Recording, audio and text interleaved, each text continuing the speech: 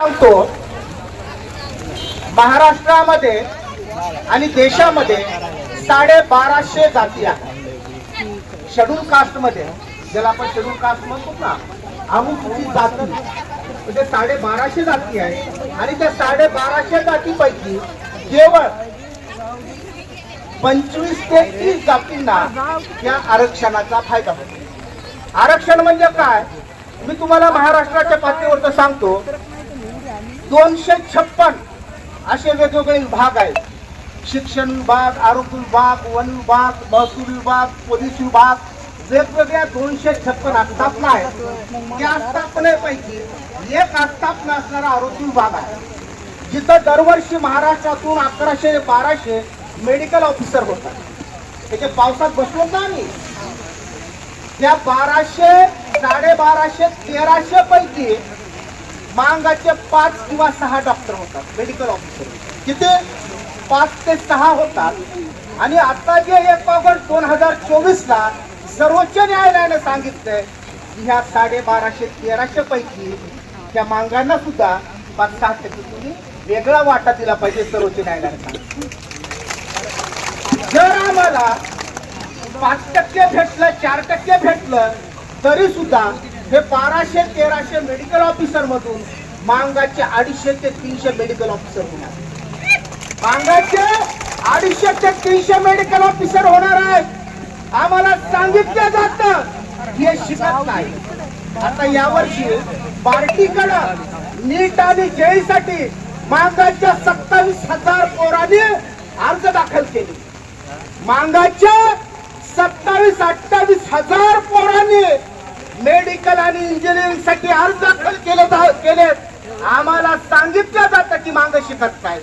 अरे आम्ही जर शिकत नसतो तर 28,000 अर्ज आरटी कडे मांगाने कसे दाखल केले?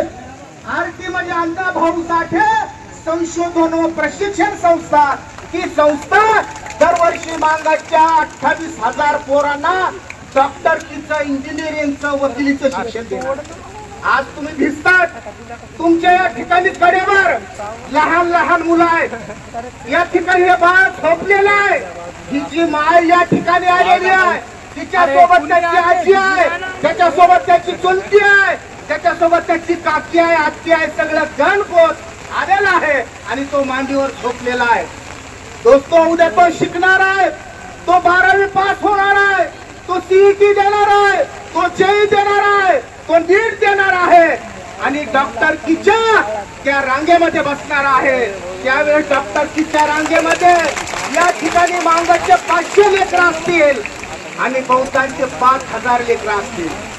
मांगाचे 500 लेकरं असतील, बहुतांचे 5,000 असतील. त्यावेळेस चाचणी होईल. मला सांगा, निवड कुणाची होणार आहे? त्या 500 पोरांची होणार नाही, त्या 5,000 पोरातून निवडल्या जाणार आहे. आणि म्हणून बौद्ध बांधवांना आम्ही हे सांगतोय, हा लढा तुमच्या विरोधात नाही, हा लढा तुमच्या विरोधामध्ये नाही. ज्या डॉक्टर बाबासाहेब आंबेडकरांनी सांगितलेलं आहे की तळातील माणसाला न्याय मिळाला पाहिजे, त्या न्यायाला म्हणतात सोशल जस्टिस. आणि त्या सोशल जस्टिससाठी म्हणून आमची तुम्हाला विनंती आहे की तुम्ही जे काय डॉक्टर बाबासाहेब आंबेडकर तुमची ब्राह्मण समजतात, आज बौद्ध समाज असेल, वाचन समाज असेल, शेरकाकर समाज असेल, या देशातील 18 पगड जाती हे बाबासाहेबाला दैवत समजतात. बाबासाहेबांचं स्वप्न जर तुम्हाला खरोखरच पूर्ण करायचं असेल, बाबासाहेबांचं स्वप्न जर तुम्हाला खरोखरच पूर्ण करायचं असेल, तर बाबासाहेबांचं स्वप्न काय होतं? मोठ्या श्रीमंताच्या कलेक्टरच्या घरामधला पुन्हा कलेक्टर झाला पाहिजे. हे बाबासाहेबांचं स्वप्न नव्हतं.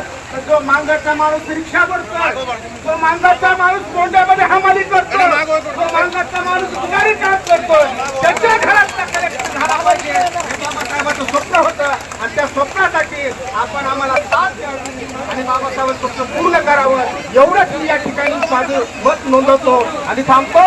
जय लहुजी, जय भीमराव. समाजाचा मी सर्वप्रथम या ठिकाणी